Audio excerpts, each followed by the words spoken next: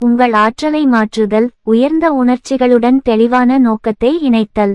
Quantum துறையில் அனைத்து சாத்தியக்கூறுகளும் இருக்கும் தாராளமான தற்போதைய தருணத்தின் இனிமையான இடத்திற்கு நீங்கள் வந்துவிட்டால், அந்த ஒன்று அல்லது அதற்கு மேற்பட்ட சாத்தியக்கூறுகளை, அந்த பொருளற்ற சாத்தியக்கூறுகளை முப்பரிமாண உலகில் யதார்த்தமாக மாறுவது எப்படி? இதற்கு 2 விஷயங்கள் தேவை: தெளிவான நோக்கம் மற்றும் உயர்ந்த உணர்ச்சி. உங்கள் தெளிவான நோக்கம் சரியாக ஒலிக்கிறது. நீங்கள் எதை உருவாக்க விரும்புகிறீர்கள் என்பதில் நீங்கள் தெளிவாக இருக்க வேண்டும். முடிந்தவரை குறிப்பிட்டதை பெற வேண்டும். அதை விரிவாக விவரிக்க வேண்டும். நீங்கள் ஒரு சிறந்த விடுமுறைக்கு செல்ல விரும்புகிறீர்கள் என்று சொல்லலாம். நீங்கள் எங்கு செல்ல விரும்புகிறீர்கள்? நீங்கள் எப்படி அங்கு செல்ல விரும்புகிறீர்கள்?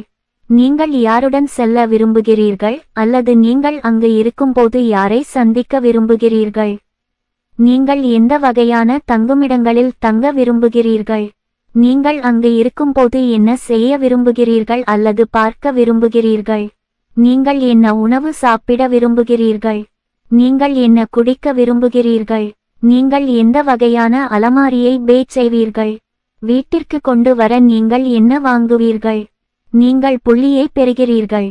அதை விரிவாக ஆக்குங்கள். உங்களால் முடிந்தவரை உண்மையானதாக ஆக்குங்கள்.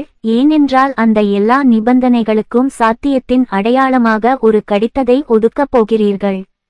முந்தைய அத்தியாயத்தில் நீங்கள் வாசித்தது போல, உங்கள் நோக்கத்தை உருவாக்கும் அந்த எண்ணங்கள் ஒருங்கிணைந்த புலத்திற்கு நீங்கள் அனுப்பும் மின்சார கட்டணமாகும்.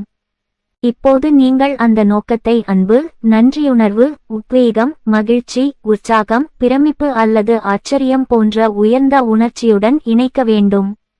உங்கள் நோக்கத்தை வெளிப்படுத்தும்போது உங்களுக்கு இருக்கும் என்று நீங்கள் எதிர்பார்க்கும் உணர்வை தட்ட வேண்டும். பின்னர் அனுபவத்திற்கு முன்னால் உணர்ச்சியை உணர வேண்டும். உயர்ந்த உணர்ச்சி, இது அதிக ஆற்றலை கொண்டுள்ளது. நீங்கள் புலத்திற்கு அனுப்பும் காந்த கட்டணமாகும். நீங்கள் படித்தபடி, நீங்கள் மின்சார கட்டணத்தை உங்கள் நோக்கம் காந்த கட்டணத்துடன் உயர்ந்த உணர்ச்சி இணைக்கும்போது உங்கள் நிலைக்கு சமமான ஒரு மின்காந்த கையொப்பத்தை உருவாக்குகிறீர்கள்.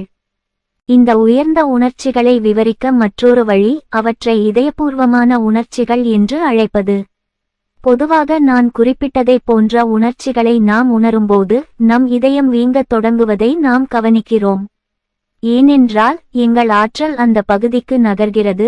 இதன் விளைவாக இந்த அற்புதமான உயர்ந்த உணர்வுகளை நாங்கள் உணர்கிறோம். அவை கொடுப்பது, கவனித்துக்கொள்வது, வளர்ப்பது, நம்புவது, உருவாக்குவது, இணைப்பது, பாதுகாப்பாக உணருவது, சேவை செய்வது மற்றும் நன்றியுடன் இருப்பது. உடலைச் சுற்றியுள்ள கண்ணுக்கு தெரியாத ஆற்றல் மற்றும் தகவல்களிலிருந்து பெறப்படும் மன அழுத்த உணர்ச்சிகளைப் போலல்லாமல், முந்தைய அத்தியாயத்தில் நாம் விவாதித்தோம், இந்த இதயபூர்வமான உணர்ச்சிகள் உடலின் ஆற்றல் புலத்திற்கு பங்களிக்கின்றன. உண்மையில் இதயம் திறக்கும்போது உருவாக்கப்படும் ஆற்றல், மூளையைப் போலவே இதயத்தையும் மிகவும் ஒழுங்காகவும் ஒத்திசைவாகவும் ஆக்குகிறது. எனவே அது அளவிடக்கூடிய காந்தப்புலத்தை உருவாக்குகிறது. 3 இந்த செயல்தான் நம்மை ஒன்றுபட்ட புலத்துடன் இணைக்கிறது. நாம் ஒரு நோக்கத்தை, மின்சார கட்டணத்தை அந்த ஆற்றலுடன் காந்த கட்டணம் இணைக்கும்போது நாம் ஒரு புதிய மின்காந்த புலத்தை உருவாக்குகிறோம். ஆற்றல் என்பது அதிர்வெண் மற்றும் அனைத்து அதிர்வெண்களும் தகவல்களை கொண்டு செல்வதால், அந்த உயர்ந்த ஆற்றலே உங்கள் எண்ணத்தை அல்லது நோக்கத்தை எடுத்துச் செல்கிறது. நினைவில் கொள்ளுங்கள், குவாண்டம் துறையில் உள்ள அந்த சாத்தியங்கள் மின்காந்த அதிர்வெண்களாக, தகவல்களுடன் அதிர்வெண்கள் மட்டுமே உள்ளன. அவற்றை உங்கள் புலன்களால் இன்னும் பொருளாக உணர முடியாது. அப்படியானால் நீங்கள் ஒளிபரப்பும் புதிய மின்காந்த சமிக்ஞை அதற்கு அதிர்வு பொருத்தமாக இருக்கும் புலத்தில் உள்ள மின்காந்த அதிர்வெண்களை ஈர்க்கும் என்பது அர்த்தமுள்ளதாக இருக்கிறது. வேறு வார்த்தைகளில் கூறுவதானால், உங்கள் ஆற்றலுக்கும் ஒருங்கிணைந்த துறையில் ஏற்கனவே இருக்கும் எந்தவொரு திறனுக்கும் இடையே ஒரு அதிர்வு பொருத்தம் இருக்கும்போது, அந்த புதிய அனுபவத்தை உங்களிடம் வரையத் தொடங்குகிறீர்கள். உங்கள் எதிர்காலத்திற்கான சுழலாக நீங்கள் மாறும்போது அது உங்களை கண்டுபிடிக்கும். எனவே அந்த வழியில் நீங்கள் வெளிப்படுத்த விரும்புவதை உங்களிடம் கொண்டு வர நீங்கள் வேலை செய்ய வேண்டியதில்லை. அதை பெற நீங்கள் எங்கும் செல்ல வேண்டியதில்லை. அது பொருளுடன் மாறும் விஷயம்.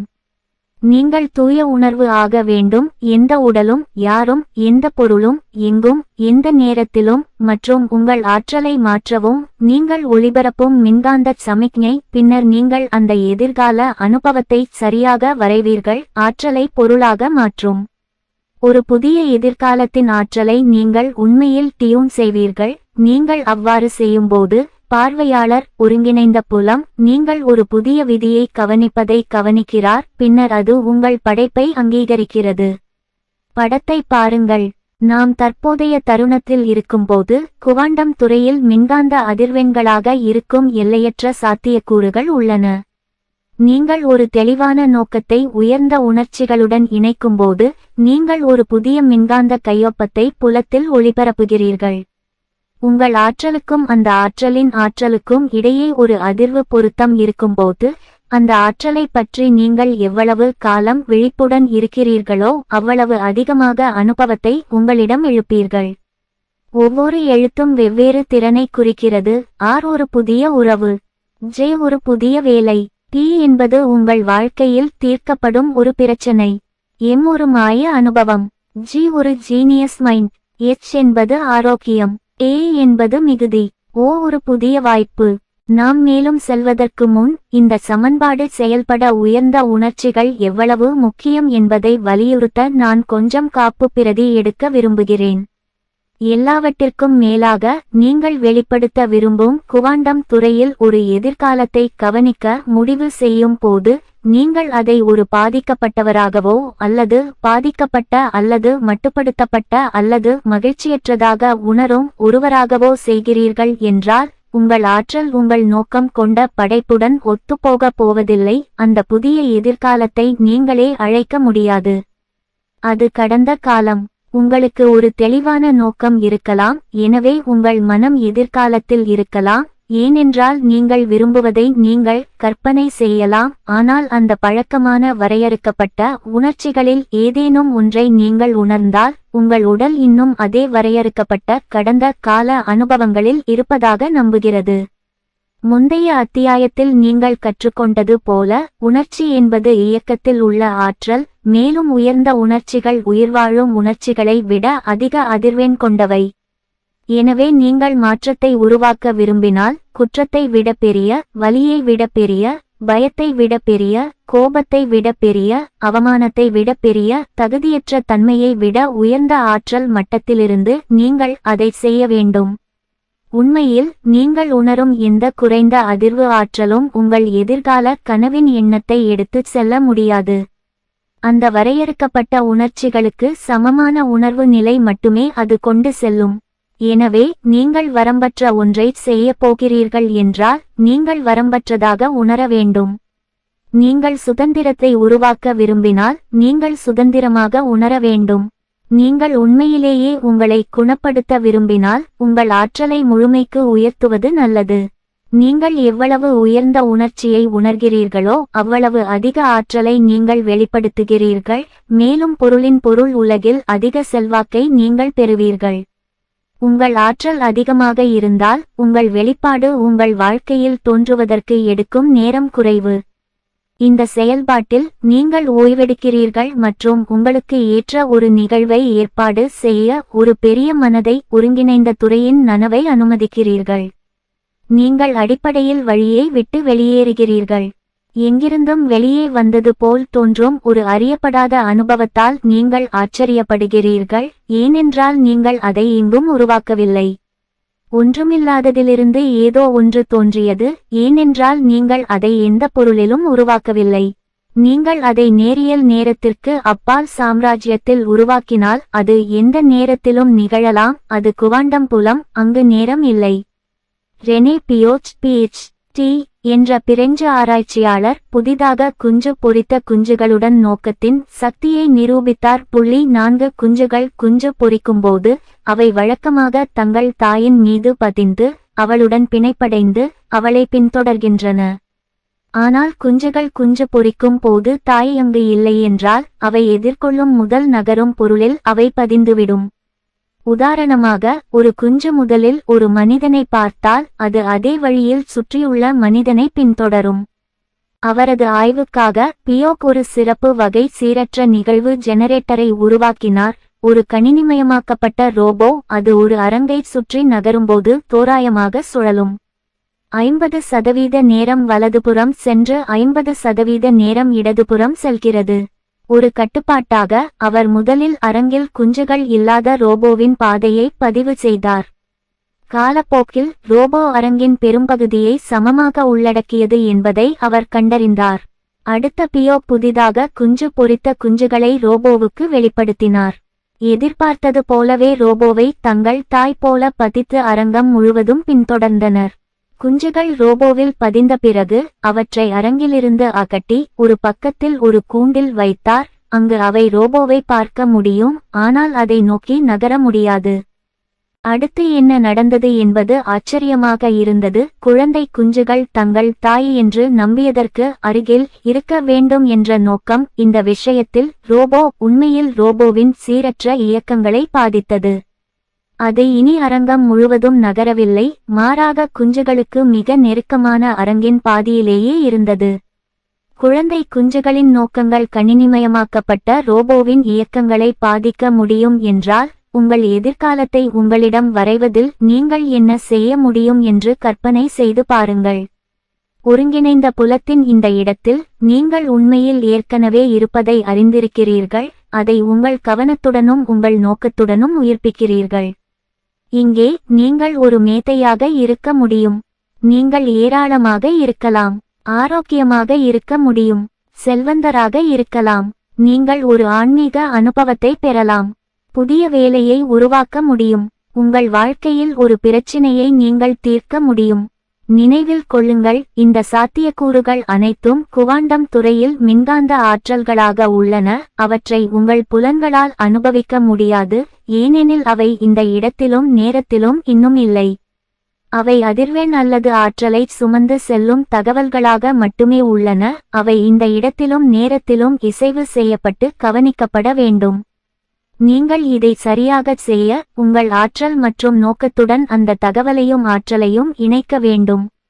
இதை பார்ப்பதற்கான மற்றொரு வழி இங்கே.